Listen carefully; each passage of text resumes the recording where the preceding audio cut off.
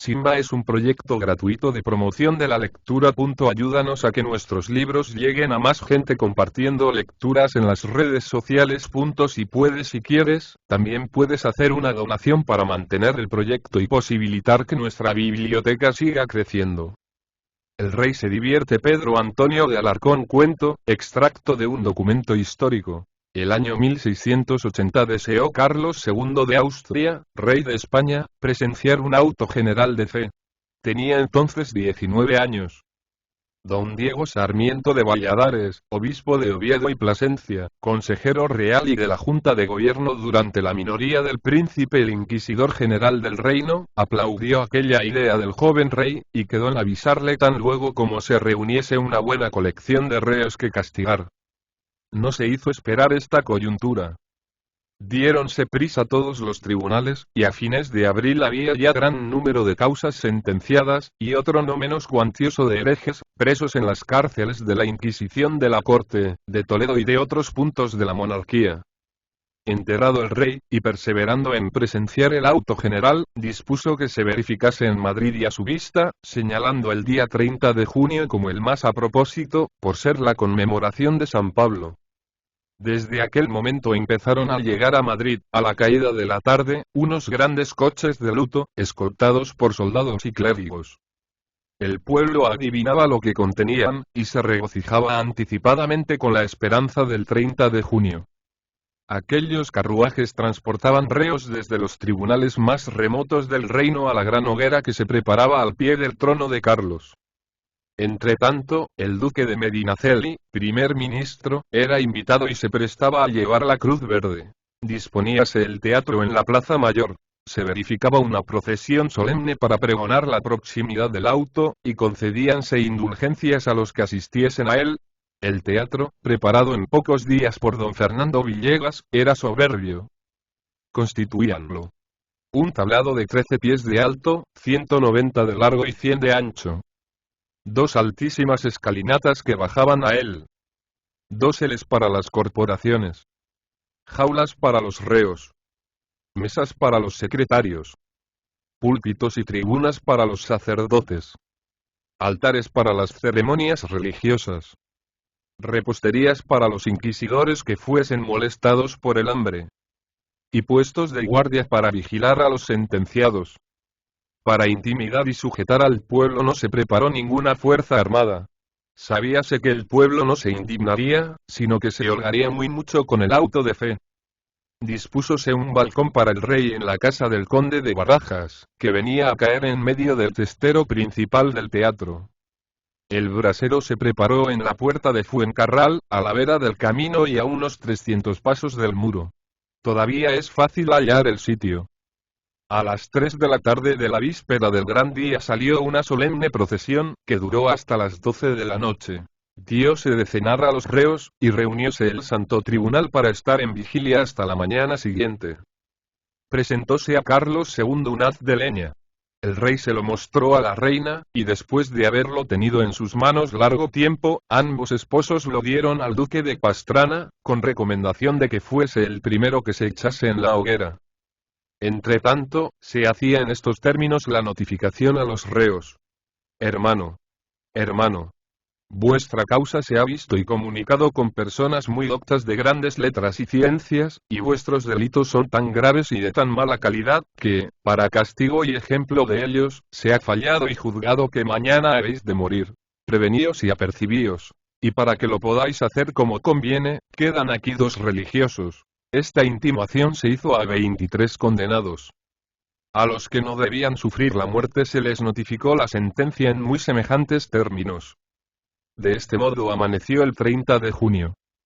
A las 3 de la madrugada vistióse a los reos. A las 5 almorzaron. Enseguida se les formó en procesión. Eran 86. Iban además otros 34 en estatua, por haber muerto o estar prófugos. Las estatuas que representaban muertos llevaban en sus brazos una caja con los huesos de los seres de quienes eran efigie. En el pecho de todos se leían sus nombres con grandes letras. De los 86 reos vivos, iban 21 con Coroza y San Benito. Eran los condenados a relajar, esto es, a morir. Faltaban 2 para el número 23, que anunciaba el programa. Pero esto consistía en que aquella mañana se había conmutado la pena a 2 mujeres en pago de ciertas revelaciones que habían hecho a la Inquisición. De los 21 reos condenados a la hoguera, 12 llevaban esposas y mordaza. Entre estos mismos 21 había 6 mujeres. La edad de las mujeres era 30, 24, 52, 43, 60, 21 años. Su crimen, ser judaizantes. 3 de ellas llevaban mordaza.